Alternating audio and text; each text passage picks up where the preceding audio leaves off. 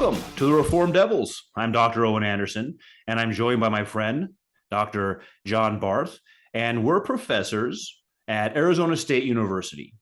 I teach philosophy, and he teaches history, and we've named ourselves the Reformed Devils. And I want to comment on that for a minute because we're not saying that we're with the devil or we like the devil, but the name has two meanings. ASU's mascot is the Sun Devil. So ASU students are sometimes called the Devils, and professors at ASU were the Devils. But we're Reformed Devils, second meaning that we affirm total depravity. We're born into this world needing regeneration. We need a new heart. And we affirm the doctrines of the Reformation, sometimes summarized just with the five solas, ending with the highest one, Sola Deo Gloria, which points us in all things to the glory of God. And then also the summary of soteriology from the Reformation in the Tulip, sometimes called the 5 points of Calvinism. But we're also confessionally reformed. So you can ask either one of us either about the Westminster Confession or London Baptist Confession. Yeah, and we're all good with that. So that's kind of what we're doing here. We're talking about what is it like to be reformed and yet be at the largest secular research university in the country. And today we want to talk about religious bias among professors. Have you ever experienced anything like that, John?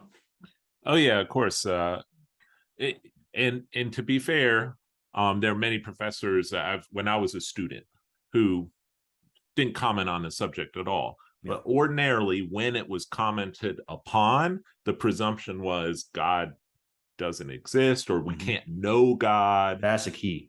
And that there is no such thing as an attainable truth that we can arrive upon about God. Yeah, that's been my experience is the skepticism, especially. If a professor says there is no God and you raise a question like, well, how do you know that? They'll say, well, yeah, no one really knows. So they're not so much arguing for atheism, but they'll say, yeah, it's just, we don't know. And it's probably a fairy tale like all the other fairy tales. Usually it seems like that's what happens. Go ahead. I've had a few flat out atheist professors. Yeah. Don't get me wrong. But I've never had, and again, our majors were different. You know, I was in history, you're in philosophy. So the subject didn't come up as much. But when it did come up, there was the Christian perspective was never forwarded. It was always either agnostic or atheist. Now, sometimes people think that's what you're supposed to do at the secular university. So they might think, that's what secular university is. What are you guys bringing this up for? I remember I had a student one semester, beginning of Philosophy 101, raise her hand. I called on the student, and he said, well, as a philosophy professor, you're obviously also an atheist. And then he went in, that was the preface to his question. And I just kind of chuckled to myself because the assumption is, if you're in philosophy, then of course you must be an atheist. But that's not what the secular university requires. A secular university with secular just means the study of this world, what we could call in theology general revelation. So it doesn't require you to be an atheist at all. You might study general revelation for the glory of God. Right. That's right. So, and also the other one I've heard is neutrality. Well, you got to be neutral. And there is something to that, just in the sense that, especially in our fields, I think we're both trained to represent the other position as best we can. Not do what they call a straw man, but give the best of all possible positions. But it doesn't follow from that we don't think there's a true answer. Right. That's right.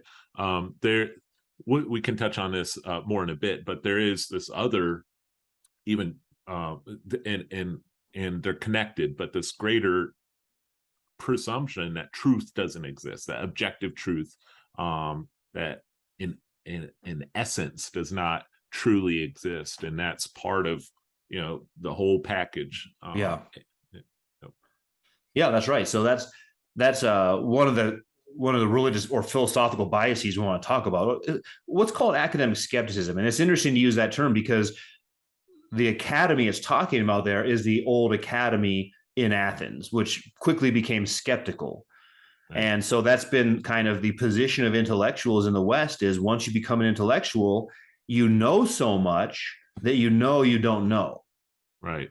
And so I think in world religions, which I study, and history, which you study, one of the things that the professor will say is, well, look, there's lots of religions. I mean, sure, you think Christianity is true, but that's what other people think of their religion. So we just don't really know. Right. And the Bible is very clear that obviously that completely contravenes the entire message of um forwarded in scripture and in the gospel.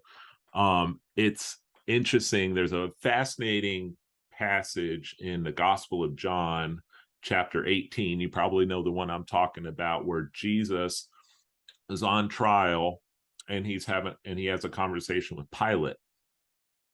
And he tells Pilate asks him, "Are you a king? Do you see yourself as a king?"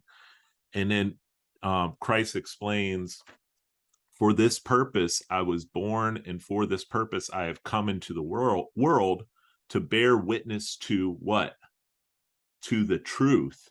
Everyone who is of the truth listens to my voice." And then Pilate responded with a question. He snickered a bit. He said, "What is truth?" Yeah. Pilate was the skeptic in that academic conversation. Skeptic. Yeah. He's probably he's seen it all. Mm-hmm. What's truth? I mean, the other peoples all think they have truth, and you think you have truth, right? That's right. And so, it's this very dismissive attitude to anyone, and it's this view that if you make a truth claim, that somehow you are a simpleton. You're not as intellectually sophisticated as those who really know that the world is much too complex to boil down to axioms or to truth claims. Yep, exactly. So before I get into some numbers, the two characters I encounter, we've talked about one of them, which is the skeptic, sneering. Yeah, what's truth? Yeah, once you become educated, you know more. But what they're responding to, I think, is another character called the fideist. And so the fideist just simply believes things. And there could be Christian fideists, but you could have a fideist, you could have a superstitious fideist who just believes wearing a certain necklace keeps away cancer or something, right? So fideism is obviously problematic. And I think part of what's justifying the skeptic is they're trying to help fideists become more thoughtful. And so I call this the move from being a pre-skeptic, you're a fideist, to being a skeptic. But that's the middle. You got stuck. You want to become a post-skeptic, which is when you know how to know things. So you have unthoughtful beliefs, you critically examine them and realize, I don't know, and then they get stuck there. Well, what I want to do, and I'm sure you do as well, is get to the next level and actually have knowledge. You're a rehabilitated skeptic. You're a reformed. You're a post-skeptic. So I think that's one of the ways I illustrate it, these two characters. Before you go into these stats, there's a very famous book that was published in the late 1980s that you're very familiar with, by Alan Bloom. He was a philosopher at Cornell University, at University of Chicago, and it was called The Closing of the American Mind. And if you haven't read that book, you really got to read it. It's just packed full of just great commentary on the university in the 1980s that applies today. But he made the point, he was describing how moral relativism has taken over the university, especially the humanities. And his point, bring it back to what you're talking about with skepticism, he argued that open-mindedness used to be seen as a means to an end. Right. And what was the what was the end? The end was truth. Right. Yep. But now open-mindedness has become the end itself. Yeah, you just stay there. And the humanists, the philosophers, the historians have surrendered any hope of ever arriving at that truth. Yep. And so we're stuck. It's essentially, I can't remember who said this. Somebody else made this comment. Essentially, the universities, Western universities, have arrived at a dead end. Yep. And there's nowhere. Where do you go from here with existentialism, deconstruction, postmodernism, and all this relativism? You can't go anywhere from there. Well, they're not getting knowledge. I mean, the purpose of the university is to knowledge. I think our university president has explicitly said we're in the knowledge production business. That's what we do. We produce knowledge. And so that would be true in the humanities. It's different for science, engineering, and humanities. They might do these differently, but we still want to know things. Right. And if you start on day one, you say, hey, we can't know anything. Well, what's the point then, right? What are we doing here? Right. Well, and I think the thing about the closing American mind is how it still applies, right? This was like 1987 or something, and what he's saying there, tracing an intellectual lineage really from Rousseau to Nietzsche to Foucault, and we still see Foucault as like him and his disciples as the major impact on the humanities today. Yep, he's the godfather of a lot of this. Ironically, we're going too far straight, but ironically, actually, critical theory violates a lot of Foucauldian premises. But we can say that. I think we should do a whole segment on this in the future. I think so. So to the audience, we're going to address critical theory, and maybe the next podcast we'll see. But we're planning to do that. That's a whole different subject. But Owen, you said you had some statistics to spit out at us. Yeah, so I'm looking up. I found this 10-year-old study, so 2010, so it's not that bad, but it was by scholars Gross and Simmons, and they were looking at belief in God distributed among the 20 largest disciplinary fields, and essentially what they found is that it's not, they were countering this claim. Once you become a professor, you're an atheist. So they said that's not what the numbers show. It's not just like every single professor is an atheist, but the numbers are all elevated differently than the population. So yes, there are more atheists who are professors than the population in the United States. It was let's see. Well, let me go about this. Sorry, I was looking at the statistics specifically in engineering and psychology. So 50% are either atheists or agnostics. And so that's 50, larger. Wait. 50%. Yeah. Woo. That's larger than the general population, which is like 8 or 9%.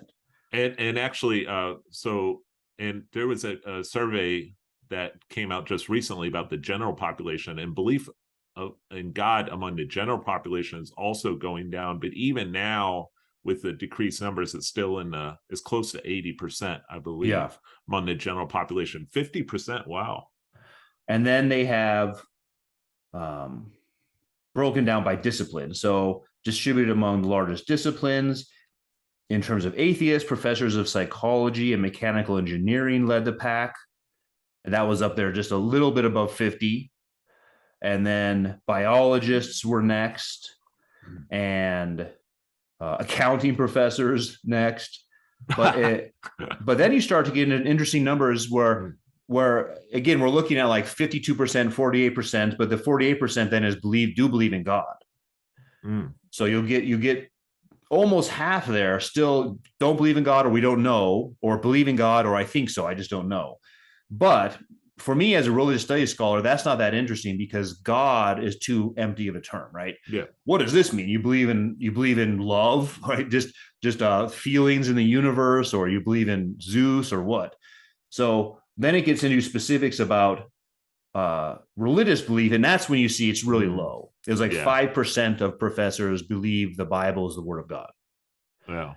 So what does that mean? I mean, the other 50, if there's 50% of people, professors who believe in God, 45% of them don't think the Bible is the Word of God. So it's some other sort of God.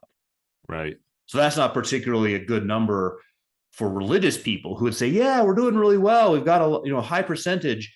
Well, one, it's lower than the population. So it's leaning towards saying once you get into the academy, you're going to have your faith stripped. And then secondly, they're not believing in biblical Christianity. No, they believe in, it's probably, I would venture, unless you have these numbers, it's probably sort of like a pantheism. God is, there's a vague force out there, or God's in everything. The universe itself, something like that. So, I mean, even Carl Sagan would talk mystically about the universe in a way that's like God. So it's not very meaningful. But then the other one, that this wasn't part of that study, but another statistic that I read was that for those students coming into the university who do have belief in God, belief that the Bible is the word of God, 70% of those leave the university without faith. That was me. That's the, yeah. And I want you to tell us your story, but I want us to pause for a minute on that. Wait a minute. Why is that happening? That's the problem I wanted us to especially get to today. Is that because they're learning some brand new information that they didn't know before? Or is it because there's a religious bias against their biblical faith? And so there's, what are the options? I mean, so yeah, tell us about your experience. What happened? I mean, I did not have, I had a couple, I went to Appalachian State University from undergraduate, grew up in ASU. the church. Yeah, another ASU. Grew up in the church, as a kid and into high school. It's a non-denominational Protestant church, good church, but I didn't have a strong intellectual understanding. I definitely knew nothing of apologetics or anything like that. Went into college, and I never had a professor who just like drilled into my head. Well, no, I had one. I had one, now that I'm starting to think about it. I had an English teacher, because I was hanging on to my faith. I'm getting too much into weeds here, but I was drawn to left-wing ideas. Yeah. It was during the Bush era. Bush was a garbage president, so I was like, I must be left-wing. And I told that I had an English teacher, and I was like, oh yeah, I like socialism and all this. This is back in 2002. I've changed since then. And she said, she said verbatim, you cannot be a socialist and a Christian. He said those two things are not compatible. You've got to choose one. You've got to choose. Which one was she? Is it because she was an atheist socialist? Oh yeah. Oh, I don't know if she was atheist. She could have been pagan. I don't know. Yeah, but what she was saying, not Christian. Yeah, that's right. She saw Christianity, and actually, now that I think about it, all these memories are coming back. She showed a video at one point. It was a VHS tape, 2002, and it was talking about oppression of women in the United States. And at one point, it showed a giant cross, and the implication was that the Christian patriarchy is behind the oppression of women in the United States. But so anyway, I left the faith, not because of her, but because I, within a year and a half of coming to the university, I came to believe that, like, intellectuals are not, they don't believe the Bible. It's a myth. I've been, my parents, they're kind people. I love them, but they're simple-minded. That's this powerful argument subjectively that people, and so you'll see every now and then Christian apologists will write books about how, God at Harvard or something, where, hey, I found 5 Harvard professors who believe in God. This is great. So I never heard, but to be clear, I never heard an apology. I never heard an attack, an explicit attack on Christianity. Right. Like, I never took a class with Bart Ehrman or something, like, just the atmosphere around you. Yeah, it was the general atmosphere. The presumption was God either doesn't exist or you can't know him, and Christianity is for simple-minded people. Yeah, exactly. Yeah. So now you could imagine someone say, well, we didn't, I mean, that's just we never said that. You're like inventing these things in your mind. Well, you've got that statistic behind you. 70% of the young people are having that same experience. Yeah. That this is a aggressive attack on their faith, so that they leave the faith by the end of it. And so I mentioned earlier, that's not necessary at a secular university. Secular doesn't mean atheist. It doesn't mean anti-faith. Right. It could mean, and we have plenty of scholars in the history of thought to point this out, it could mean that you come here to the university, you don't know if God exists, you study the best arguments, and you come to the knowledge that God does exist. That's just as much secular as not.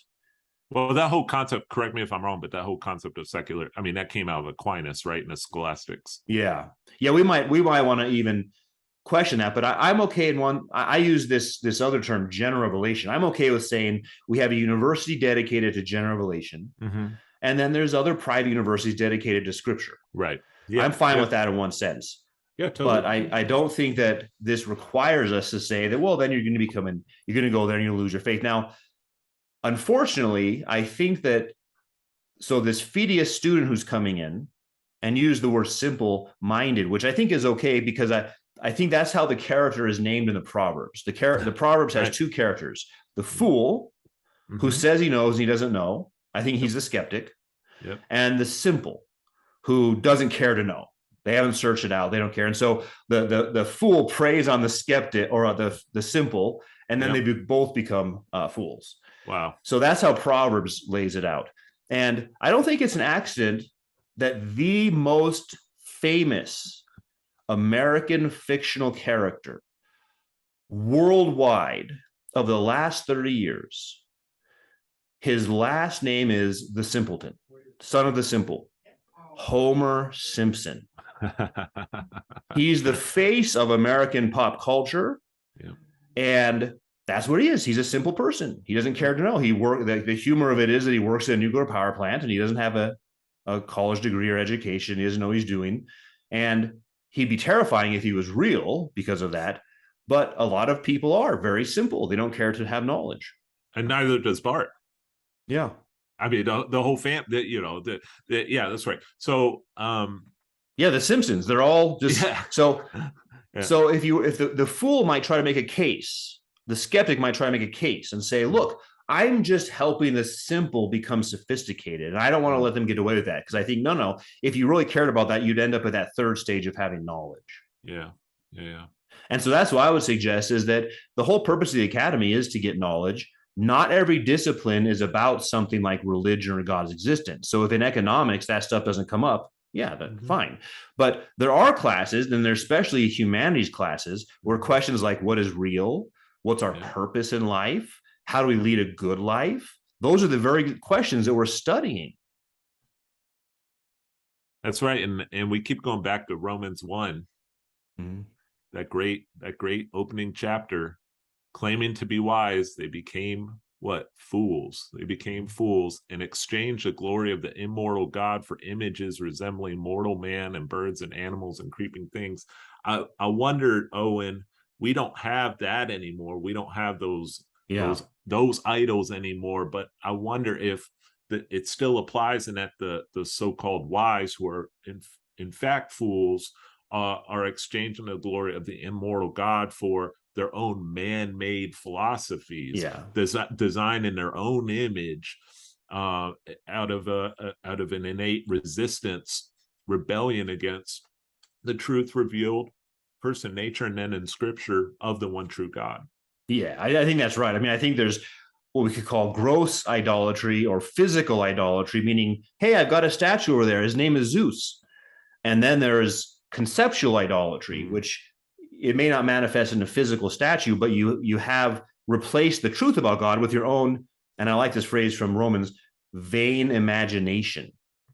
So you can imagine anything you want, but it's imaginary. It's not real.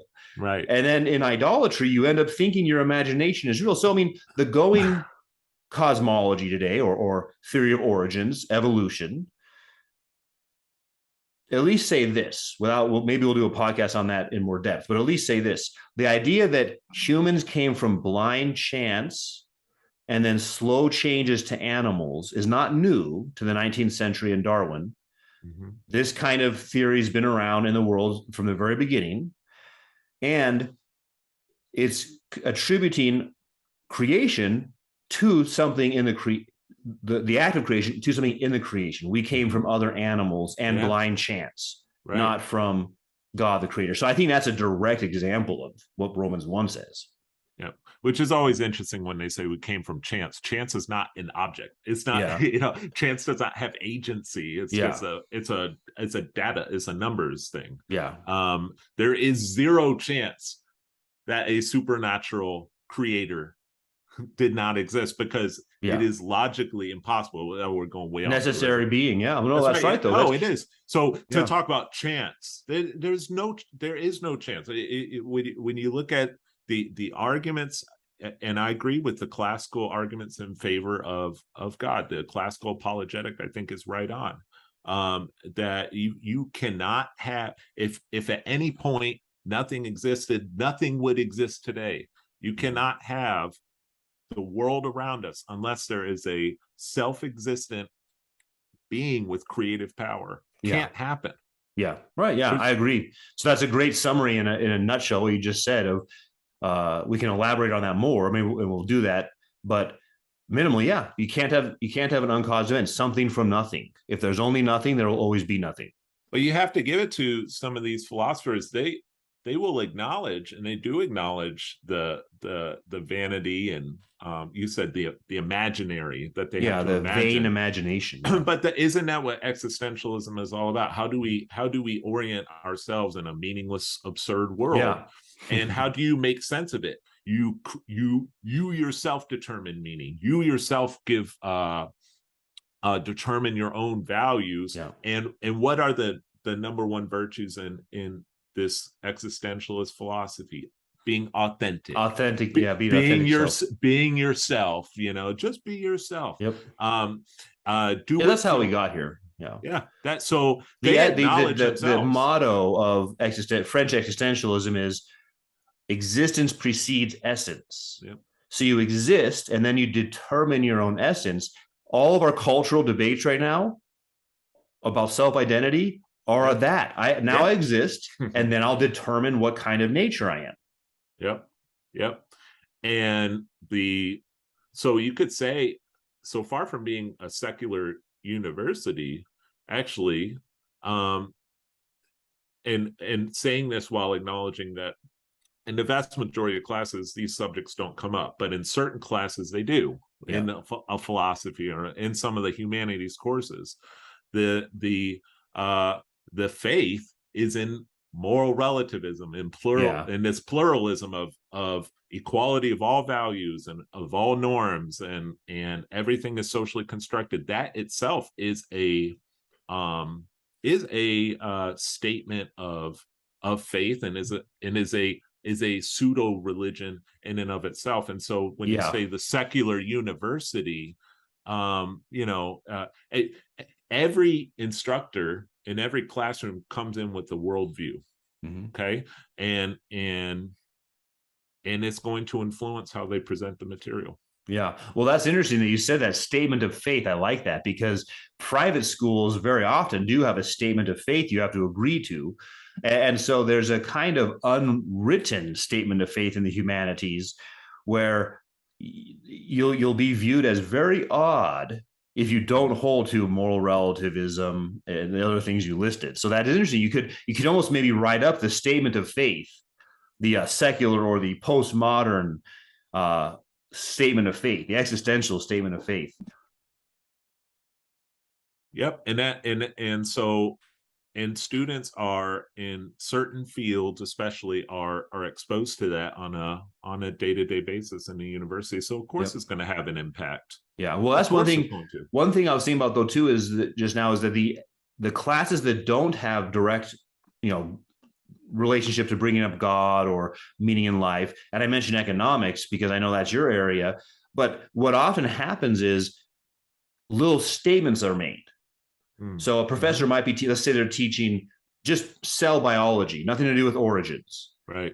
But there'll be little statements made that don't need to be made. They have nothing to do with the subject. But they're very influential. So you'll be studying cell biology and you'll say, look what chance plus time can do.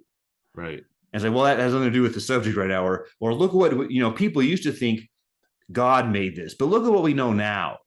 And so it's almost like these little flavorings of the lecture that show you the professor's worldview and then affect the students because they do the kind of thing you said, which is they think, well, I guess a smart person must think this way. And this is where the church really needs to step up and deliberately go out of its way to make sure that the youth within the church, especially the high school students, are prepared for what's coming, that they are not caught off guard. Well, that's 70%. I was caught off guard. Yep. So if you, and this is kind of goes back to what we were saying about the political bias, we noted how that actually those who are students who are on the left are disadvantaged because they're not exposed to the other side's ideas, whereas students of alternative perspectives have that additional advantage of having their perspective and knowing the other side. Yep. And and so when it that high school student ought to come into the university already understanding these basic presumptions that will come into a classroom so that they can identify it and know it. Yeah. And they don't have that. No, they don't. And then to answer like common like objections about the Bible, like, you know, how many different what do they call it, when you have different manuscript and like there's one little word that might be missing, like a redaction by the later editor. So say, you know, there are so many hundreds and hundreds within in the New Testament of all these, and it sounds like really compelling. You're like, whoa, I had no idea. Like, but if you really dig into it, you'll see, oh, actually that's a bunch doesn't of affect the content at all. No. Like it's not like one manuscript said there are two persons, and another one says there's three persons of the Trinity. You're like, oh, which one is it? It's not like that at all. No, there's nothing like that, you know. I mean, and so like, but you wouldn't know that if you come into the classroom with no prior knowledge that that's even a thing. Yeah. And then you're caught off guard, like, whoa, I was never told that. Why was I never told that? That's one thing that's always struck me. I've had students tell me they'll be in my class and they'll just tell me about what, say, a New Testament class at ASU, what the teachers are saying. And it's always startled me because the New Testament teachers are treating the New Testament with such contempt. Yeah. And we don't even treat, let's say we don't treat the Iliad that way. Like when I read the Iliad, I don't think Zeus is real, but it's a great work of fiction. And so I'm not contemptuous of the Iliad. So even if you thought the New Testament's purely fiction, that doesn't follow you should treat it contemptuously. I remember one student told me that their New Testament professor told them that the Bible teaches you get pregnant through your ear because when Elizabeth heard the voice of Mary, the baby leapt in her womb. This is an intellectual with a PhD reading it that poorly. So it's just, I mean, you wouldn't even read other books that you don't agree with that way. It's almost like a particular hatred of the Bible. So imagine you're like an incoming freshman, you've gone to we'll say like Hillsong or something, okay, not hating, whatever, you know, but and you come in, you're going to be completely thrown off guard, and you're going to be it's going to shake you like nothing else. Well, that's why you'll see this trajectory. That student with that kind of background comes in and you'll see a movement in their lives, because at first they'll just think, maybe I can smash liberal policies into Christianity. Right. And you'll see them go through that stage for a while. And then eventually down the road, they end up jettisoning the Christianity part and keeping the liberal policies part. So it's like, come on, let's have some other alternative views offered. And really what I think it comes back to for us, really beginning in K through 12, as you said, and in the church, is teaching people how to know things. Yep. Because if a student comes in, their only way to know things is by quoting a Bible verse, then they don't know how to know things. Yep. So we need to teach them how to use reason, to read general revelation, and then be able to ask questions of their professors. I mean, if you tell me the professor says there is no God, okay, well, what do you think? Only atoms and the void exist? Well, that's a really simple view. It's not particularly hard to show that's false. So you can ask professors questions, and they should be able to defend their beliefs if they're attacking other beliefs. I think I know we're running a little over, but this is a great conversation, Owen. I think one of the greatest objections that is levied against Christianity, and it's understandable given in our this world of moral relativism, pluralism, all the rest. Probably the number one offensive thing about Christianity is the exclusivity of Christianity. Mm-hmm. Now, I'll say that. Let me give a little caveat. I think Christianity, on the one hand, is radically inclusive. Yeah, all peoples, all nations, all peoples, all tribes, all nations. There's neither Jew nor Greek nor slave nor free. Christianity is radically inclusive. Yeah. That's one, and that's offensive to the critical theorist. So it's kind of funny, and we won't go into that. We'll talk about that another time. But I think the critical theorist finds the radical inclusivity of Christianity to be offensive. Yeah. because it's saying put away all of your other identities. Yeah. Your number one Christ. identity is Christ, Yeah. period.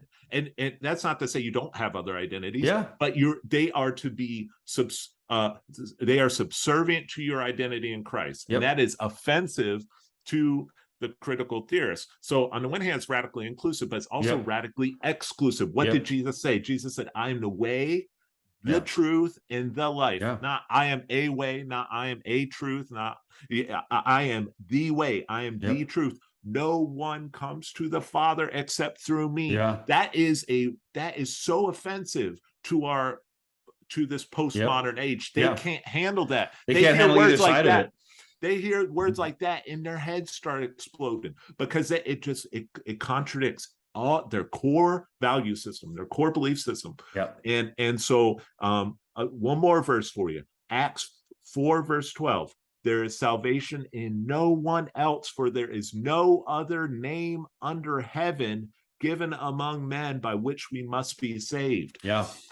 That's the message that they don't like. And so if you're a believer and you're going into college this fall, or you're currently in college right now, understand that those truth claims that I just laid out there you will face fierce attack, fierce assault, not because they're simple, but because that's the truth. And because it goes against this entire system, this entire worldview that the university is so committed to. And what you're seeing then is really a great spiritual war going on, because the Apostle Paul also said that we're not involved in a physical war. We're involved in a war between these two sides. And so both sides think the other one's wrong. So you shouldn't be surprised as a young student coming into the university that there's going to be these attacks on the faith, because that's part of what's going on. They're saying, look, there is no God. There is no soul. And so you don't need to be saved from anything. So you don't need Christ. And so understand, that shouldn't surprise anybody. And understand also as well, young believer, this is not new. This is not new to the 21st century. Christians have had to face these objections through the entire history of the church. You don't think the early church heard objections from the Roman imperial population, some of these same objections? One more verse, Owen, if I may. This is from 2 Corinthians chapter 4, verse 4. The God of this world, it's a lowercase g, the God of this world has blinded the minds of unbelievers to keep them from seeing the light of the gospel. This is spiritual, as you point out correctly, this is spiritual war. You need to understand, young believer, that the God of this world is in operation. Who is who is the father of this world? Is Satan himself. And so you have to understand this is spiritual warfare. And come with you've got to come with your armor on. That armor, you better have your armor on. It's not just an act of the will. I think what you and I are saying today is get your mind engaged, be renewed by the transforming of your mind. Not just a matter of, I'm not going to listen to anyone who disagrees with me, but I'm going to go in there and I'm going to be able to show, look, these other views are false, and here's how you can show it's false. So I love in 2 Corinthians 10:5 that he says, be ready to demolish all arguments set up against the knowledge of God.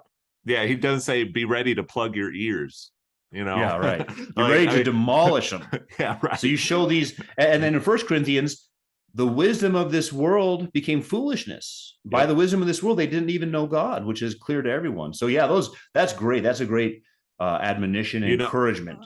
I'm reading to my young kids right now. I'm reading a children's version of Pilgrim's Progress. Oh, yeah. I'm reminded, it's been a little more than a decade since I last read Pilgrim's Progress, and I need to pick it up so again. Good. But this is a children's version. Man, that's such a great metaphor and illustration of our walk as Christians. And you're right, we need to engage. You can't hide away. You've got to have on that full armor, and you've got to also be bold in your faith, and to understand that that God has you under his protection, but that God has given you a calling, and that you are where you are for a reason, for a purpose, and to tackle that head on. Yeah, that's great. So it's a great way to wrap up this segment on religious bias at the secular university. And thank you for joining us. I'm looking forward to our next one where we'll look at. Sounds like we're lined up to look at more in depth on critical theory. Yep. All right. So, so yeah, join us next time. Thanks for watching, everybody.